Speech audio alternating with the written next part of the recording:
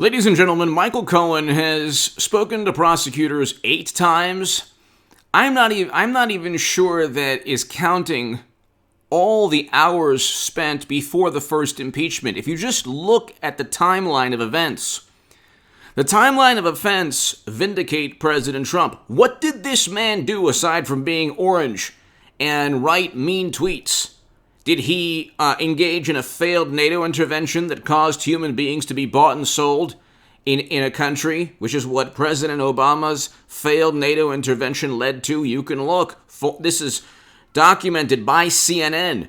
The consequences of President Obama's failed NATO intervention in a country led to devastation, sorrow, suffering for a decade in Libya. So, what did Trump do? Did he engage? Did he utilize failed intelligence to get us into never-ending counterinsurgency quagmires like Bush, Cheney, and Rumsfeld? There was a Senate report, by the way, of certain policies pertaining to President Obama's administration that I can't even talk about on YouTube because of the guidelines and policies. Far worse than anything that happened during President Trump's administration. And I was against the separation as well. What happened during President Trump ended that program, but what happened during President Obama's administration was even worse in the Senate report. What did this man do? He got $2 billion he didn't work with Russia. Mueller probe found nothing. Nobody was indicted on it working alongside a foreign intelligence official. He didn't have a failed foreign policy adventure or quagmire or endeavor that led to catastrophe and sorrow and a devastating outcome or consequence. So what did this orange monster and menace do? Was there a land deal that went under? What is Michael Cohen, aside from explaining how his taxi empire turned into, went down the toilet because of Uber and Lyft? See, Michael Cohen had taxi medallions that were eventually worth a bag of Cheetos. So they plummeted in price. First of all, I mean, honestly, like, if I was running a taxi company, I would just say, look, there's probably an app that you can design that can compete, that should be able to compete with Uber and Lyft and other, and it, like, the whole point. I don't want to get into it, but he had taxi companies. That was a failed venture that led to Michael Cohen engaging in criminal behavior that then put him behind bars. He didn't go to prison because of campaign finance violations. So what are they investigating Trump for? Like, what did he do? Michael Cohen already testified prior to the first impeachment. Here's where the timeline comes in. They did not use anything that had to do with Michael Cohen's testimony to impeach President Trump. They did not use anything that had to do with the Mueller probe to impeach President Trump. They did not utilize any allegation of obstruction of justice pertaining to the Mueller probe to impeach President Trump. They didn't use any confirmed or any indictment linked to Russian operatives or Putin to impeach President Trump the first time. They impeached President Trump on 2 broad allegations that have nothing to do with legal statutes. Hit subscribe to this channel right now. Tell your friends about this channel. Share this segment everywhere. Michael Cohen, CNBC meets with Manhattan DA for 8th time in wide-ranging Trump criminal probe. It's so wide-ranging, they've had Trump's taxes for what, 23 or 24 days now? I believe it's 23 days since February 25th. It's March 20th now, or 24 days. They didn't read the documents? They don't have any accountants working for them? They obsessed. Oh my God, MSNBC and CNN and the Washington Post and the New York Times obsessed over President Trump's tax returns. They were obtained by the district attorney of New York, Cy Vance, 3+ weeks ago, 24 days ago, February 25th. It's March 20th, so from my count, it's 24 days ago. If I'm wrong, please tell me in the description section. Hit subscribe to this channel and share this segment everywhere. What did this man do? I want to know. Michael Cohen has nothing on Trump, okay? He's in prison. Now, Avenatti, who he skyrocketed to fame going up against Trump with Stormy, now he's in prison because of extortion, charges pertaining to Nike. I mean, you can't even make this up. Everyone has Juicy Smoliered themselves. And so, you had the Attorney General in New York, I believe his name was Schneiderman, who was forced to resign because he was, he was allegedly pretending that he was playing Dungeons and Dragons during relations. Then you have Andrew Cuomo, all of these wonderful, beautiful, morally superior liberal males. And then you have the Lincoln Project founder that was accused of the most despicable criminal acts. They're completely disgraced. You have Michael Cohen in prison. You have the former Attorney General of New York forced to resign for allegedly doing the most absurd, wacky things, criminal things. Allegedly, reportedly. Andrew Cuomo put infected people into nursing homes and elderly care facilities, leading to, by one estimate, 15,000 lives lost. And you have the Democratic states of this country preside over the greatest number of lives lost. This is according to New York Times statistics. According to the Bureau of Labor Statistics, they have the worst economies, 13 of the highest, of the 14 highest unemployment rates. I want to know what this man did aside from having a personality that is repulsive to morally superior liberal Democrats. What did Trump do?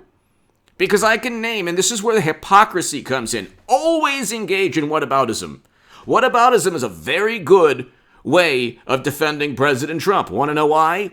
Because Democrats have this moral, they get on their moral pedestal, their soapbox, their high horse, and they prance around thinking that they are oh my God, they have the keys to morality and they're the most virtuous and moral individuals. And they love to pontificate and to condemn and to judge, but they sit atop what George Orwell called verbal refuse. These people, these morally superior Democrats, actually have done worse than anything that could be attributed to Trump. His response to the crisis was not as bad as the Democratic governor's response to the crises. His alleged scandals and criminal probes are not nearly as severe or detrimental to national security as Clinton's top-secret intelligence on servers running outside of the United States government. President Trump tried to reverse U.S. foreign policy and bring home Americans. President Obama engaged in interventions and tried to change regimes in numerous countries, not just Libya. And then Bush, they've tried to rehabilitate, and my God, they have rehabilitated George W. Bush, the worst president of all time. I'm not an ideologue. People have said that I'm an ideologue or whatever. I'm not an ideologue. I don't care about Republican or Democrat. In fact, my last segment prior to this one, Mitch McConnell is the reason Republicans lost. How dare you say this about Mitch McConnell? It wasn't my fault. Maybe I should have treated you, or maybe I didn't treat you just as good as I should. Little things I should have said and done. I never took the time. I should have given that stimulus check. I shouldn't have negotiated down when Republicans didn't offer an alternative to tanking the U.S. economy. Republicans did not offer an alternative to tanking the United States economy. They had Mitt Romney and Ben Sasse and Richard Burr, and they all investigated Trump, and then they said, we can't give the stimulus check, and then what do you expect? Republicans did not stick by President Trump, but Trump helped Republicans. The Republican Party tried to derive and extract every ounce of political utility from this man, and the only thing they could say, after voting alongside him 75 to 90% of the time, the never-Trumpers, by and large, voted alongside Trump, and agreed with his policies 80 to 90% or more of the time. And the only thing they could say is, okay, his rhetoric. Well, I agree. President Trump shouldn't have insulted LeBron James. He should not have engaged in, insulted NFL athletes. He shouldn't have done those things. He could have. He didn't have to fight back or hit back every time he was disparaged by somebody famous. Or he didn't have to convey a viewpoint in the manner that he did. But that was a trap from Twitter, and it was a misstep from President Trump. He should have created a dialogue, discourse, debate, discussion. Democrats did not want any of those things. Democrats didn't want any of those things. And Trump played into that. And instead of being defensive with journalists that just wanted to undermine him and with the Jonathan Swan Axios interview, he could have simply said, look, the highest per capita rates are in Democratic-run states. That's why the country as a whole has a higher per capita rate than other countries. That's not what happened in New York, and God bless the people of New York and New Jersey. Only the most amazing people live in New Jersey and New York. But Democrats ran those states into the ground. That's not Trump's fault. How is that Trump's fault? And where's the scrutiny of Gillibrand and Schumer and AOC and de Blasio? Now suddenly there's scrutiny of Andrew Cuomo. He was America's governor. Newsom and Whitwer were America's governors. This was a public relations, the most vapid public relations stunt for the past year. I was telling people the whole year. Michael Cohen has nothing on Trump. They've had his tax returns for 23, 24 days now. They found nothing. He's been in the spotlight, especially financially, for 3 decades. I mean, really 4 decades, since the early 80s. 40 years the man has been, I think he was on the inaugural issue with his father in 82, early 80s, of the Forbes wealthiest list. Where were the land deals that went under? Where were the, Ponzi schemes? Where were the, there were bankruptcies, but people are allowed to go bankrupt. That's actually a good thing. He built himself up. So you have Whitewater with the Clintons. You have top secret intelligence on servers running outside of the United States government, obviously to hide information, but of course you can't. Of course, they couldn't see that. The wonderful James Comey couldn't see that, and I didn't find intent. Of course you did. You're obviously pushing for one side. The notion, by the way, that these intelligence operatives who literally stated, we'll stop Trump, would have a bias. All of society now is judged by bias through osmosis. So you have all this bias, subliminal, unconscious. Oh, well, what about Peter Strzok saying he'll stop Trump? No, he's allowed to voice his political views. They have no moral compass. They don't judge themselves in the manner they judge Trump. And President Trump must never again get on Twitter. Ever. He gave them the enthusiasm that they lacked. They don't have enthusiasm or energy, or there's no electricity, there's no passion for the Democratic Party. Most liberal voters only vote Democrats simply because they're not Republicans, and they're just they're programmed to just vote blue no matter who. You have a lot of left-leaning pundits in their 20s who are oh, I'm so edgy, I say the most edgiest things, and they're 10 different political ideologies rolled into one. They're vote blue no matter who. They're liberal Democrats. And they're liberal Democrats who will vote blue no matter who. That's why AOC and Bernie Sanders are there.